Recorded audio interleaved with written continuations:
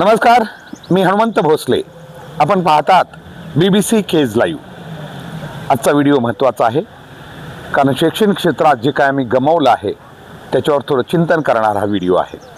हा व्हिडिओ सुरू करण्यापूर्वी मी त्या 2% जवळजवळ 2%च म्हणूया पालकांचा आणि विद्यार्थ्यांचा खूप आदर राखतो, सन्मान करतो, जे प्रचंड मेहनत करून आजच्या अशा परीक्षेच्या गैरप्रकारात देखील त्यांनी आपलं अस्तित्व कायम ठेवलेलं आहे.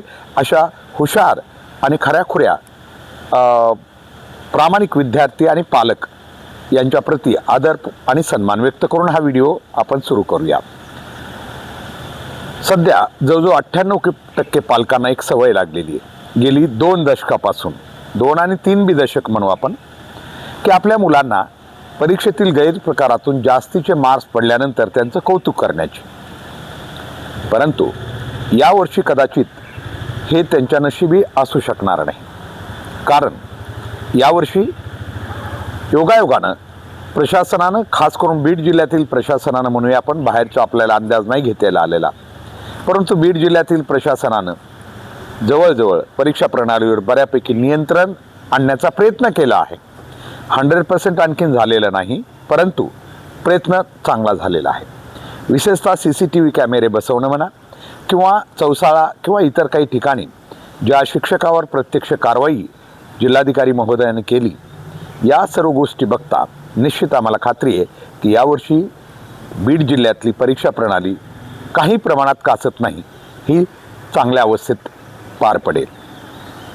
त्याचं पहिलं कारण म्हणजे लावलेले CCTV कॅमेरे, आणि फक्त ते शोला नाही तर चौसाळ्यासारख्या ठिकाणी जिल्हाधिकारी महोदयांनी जवळजवळ 25 शिक्षकांना निलंबित केलेलं आहे. यावरून आता बाकी शिक्षकांनी काय बोध घ्यायचा ते घ्यावा, आणि घेतीलही आणि घेतलाही आहे.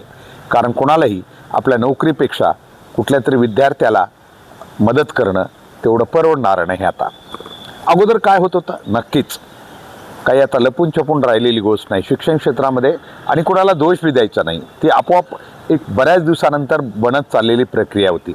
याच्यात फक्त संस्था चालकांना दोषी धरून जमणार नाही, याच्यात पालक स्वतः, ज्याला आपल्या विद्यार्थ्याचं भविष्य कधीच कळलं नाही की गुणपत्रकावर मिळणारे मार्क्स कॉपी करून किंवा इतर गैरप्रकारातून आपल्या विद्यार्थ्याचे नाहीतच हे कळायला त्याला खूप वेळ लागलेला आहे. आणखीन बी सगळ्याला कळले असं नाही, परंतु अशी मुलं की अशा प्रकारचे गुण मिळून ते काय करतील याचा कधीच पालकांना भान आलं नाही. याचं कारण असं, आमचं अलीकडच्या काळामध्ये विद्यार्थ्याला आम्ही सांगत राहिलेलो प्रत्येक ह्याच्यातून की तुमच्या विद्यार्थ्याला 90% वर 12वी 10वीला जरी मार्क्स पडले तरी त्याला एखादी शिपाई होण्यासाठी जरी त्याला जायचं असेल, निवड याच्या प्रक्रियेत भाग घ्यायचा असेल, तर त्याला किमान एक CET नावाची तिथली स्थानिक परीक्षा किंवा त्या विभागाची स्वतंत्र परीक्षा द्यायची आहे. त्याच्यामुळं केवळ 10वी आणि 12वीला 90 पार केली म्हणजे विद्यार्थ्याला त्याचं भविष्य सुरक्षित झालं असं अजिबात नाही आहे. आणि त्यामुळं सध्याच्या परिस्थितीमध्ये आम्हाला हा व्हिडिओ करावा वाटला. व्हिडिओ करण्याचं एक कारण आहे की परीक्षा प्रणाली सुधारणं गरजेचं आहे, कारण गुणवंत मुलामध्ये क्षमता आहे, नाही असं नाही आहे, प्रत्येक मुलात क्षमता आहे आपापल्या परीनं, परंतु त्यांना या व्यवस्थेनं, त्यांचे पालक असतील किंवा गैरप्रकारात भाग घेणारी व्यवस्था यांनी त्यांचा आत्मविश्वास खचून टाकला होता. असं त्यांच्यावर बिंबवलं होतं की नाही, कॉपी केल्याशिवाय तुझं जीवन सुधारतच नाही, असा चुकीचा विचार त्याच्या मनावर बिंबवला होता, आणि त्याचे परिणाम आपण भोगतही होतो. पिढ्या मधल्या काळातल्या 2 दशकातील पिढ्या ठीक आहे, जरी सामान्य स्थितीत त्या असल्या तरी जेवढं त्याने असायला पाहिजे होतं ज्ञान घेऊन तेवढं नाही आहे. आज ते उभे आहेत, परंतु त्यांना जर आपण ज्ञानविषयक, अभ्यासविषयक कोणते प्रश्न केले तर ते अनुत्तरित राहतात. याचं कारण आहे की त्याने अभ्यास कधी केलाच नाही. फक्त परीक्षा प्रणालीत त्यांना माहिती होतं की गैरप्रकारातून आपल्याला भरपूर मार्क्स घेता येतात. म्हणजे जी मुलं 60% वर होती ती 90ला पार करत होती, आणि जी पास होणार नाहीत ते 50% जात होती. यावर्षी मुलं पास होणार, 100% पास होणार, कुणाला शंका असण्याचं कारण नाही आहे, परंतु पर्सेंटेज खूप खाली आलेलं असेल. ज्या मुलांना 90च्या वर पर्सेंटेज पडत होतं ते यावर्षी 60-70च्या आसपास कुठतरी असतील, आणि जे समजा नापास होण्याच्या याचे होते ते 40%, 50%, कारण का नापास होत नाही. त्याचं कारण शासनानं खिरापत खूप छान वाटलेली आहे. माहिती आहे शासनाला बी, पालकांनाही माहिती आहे की प्रॅक्टिकलचे मार्क्स त्यांचे नाहीत. नाही तर तुम्हाला आत्ताचा निकाल ना अशा परिस्थितीमध्ये जर परीक्षा घेतल्या तर 30-35% निकाल लागला असता. परंतु सध्या तो कदाचित आणखीन अनेक शाळांचे निकाल 100%वर जातील. त्याचं कारण आहे की 20% मार्क्स फुकटचे आहेत. फुकटचे, हो अगदी फुकटचे. शासनानं सांगितलं जरी असलं अमुक करा त्याला प्रॅक्टिकल हे घ्या, कुठल्याही शाळेत प्रॅक्टिकल घेतलं जात नाही. पहिली गोष्ट, प्रॅक्टिकल हे नावच का दिलं हे कळत नाही. कारण बाकीचं प्रॅक्टिकल सोडा, भाषा विषयाचे वगैरे सोडा, आमच्याकडं विज्ञान विषयाच्या प्रॅक्टिकल लॅब नसणाऱ्या किंवा जिथं प्रयोगशाळा आहेत ह्याच नाही आहेत. काही शाळेला साहित्य नाही आहे, तिथं मुलं हे प्रॅक्टिकल देणार कुठून हे पालकांनाही कळायला पाहिजे होतं. आत्तापर्यंत पण कळलेलं नाही. तुमच्या विद्यार्थ्याला प्रत्यक्ष प्रॅक्टिकल करून जे ज्ञान मिळतं ते असं काहीच उपयोगाचं नाही.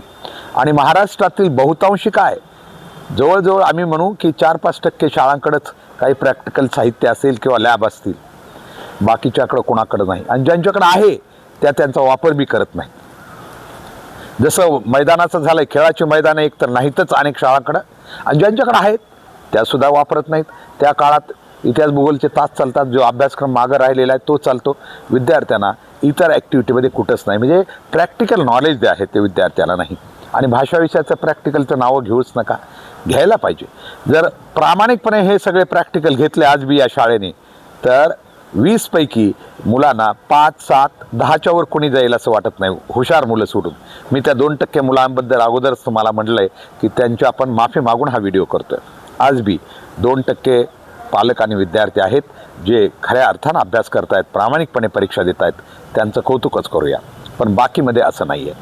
म्हणून आज किमान आम्हाला पालकांना एवढंच सांगायचं आहे की या परीक्षेनंतर जो निकाल येईल, कृपया बीड जिल्ह्यातील पालकांनी किमान आपल्या मुलाचे मार्क्स ऐकायला आता तयार राहा. जर त्याचे मार्क्स जे तुम्ही 90च्या आसपास धरलं होतं ते 70 किंवा 60च्या आसपास आले तर कृपया त्याला काही म्हणू नका, कारण त्याचे ते खरे मार्क्स आहेत. कारण या परीक्षा प्रणालीतून किमान काही तरीही मी म्हटलं काही लपून छपून आणखीनही काही शाळा महाविद्यालय ज्यांना सवय लागलेली आहे, कारण गुत्ते घेतलेले आहेत आणि गुत्ते साधे नव्हते. 11वी 12वीच्या 2 वर्षासाठी तर 40-40, 50-50 हजार रुपये रेट ठरलेले होते. पुन्हा परीक्षा प्रणालीतील योजनेसाठी वेगळाच रेट होता. हे सगळं जर बघितलं, हे सगळं एक अतिशय वाईट व्यवस्था बनलेली होती. याच्यात कुणाचंच भलं नव्हतं. ठीक आहे, संस्था चालकाला जरी वाटत असलं थोडे 4 पैसे मिळाले तरी ते त्यांच्या लाभाचे नव्हते, कारण त्याच्यातून ना त्यांची प्रतिष्ठा कुठं वाढली ना काही नाही. शेवटी पैसा हा काही सगळाच नाही. शिक्षण क्षेत्रात जेव्हा संस्था चालतात तेव्हा त्या शिक्षण क्षेत्राचं, त्या संस्थेचं नाव बी व्हायला पाहिजे, गुणवत्तेतून ती पुढं जायला पाहिजे. परंतु ते होत नाही. फक्त ते एक दुकान चालवण्यासारखं होऊ शकतं. त्यामुळं सध्याची परीक्षा प्रणाली खूप बऱ्यापैकी चाललेली आहे. एकदम आपल्याला त्याच्यात 100% आणखीन काही म्हणजे सगळं काही आलबेल आहे असं नाही आहे, परंतु बऱ्यापैकी चालवली जाते. याच्यात आणखीन सुधारणा करण्यासाठी येत्या काळामध्ये आपल्या सगळ्याच संस्था चालक असतील, पॅरेंट्स असतील, आईवडील असतील मुलांचे, आणि मुलांना स्वतः विद्यार्थ्यांना आपल्याला मार्गदर्शन करावं लागेल किंवा खऱ्या ज्ञानाची काय किंमत आहे त्यांच्या आयुष्यात हे त्यांना समजून सांगावं लागेल.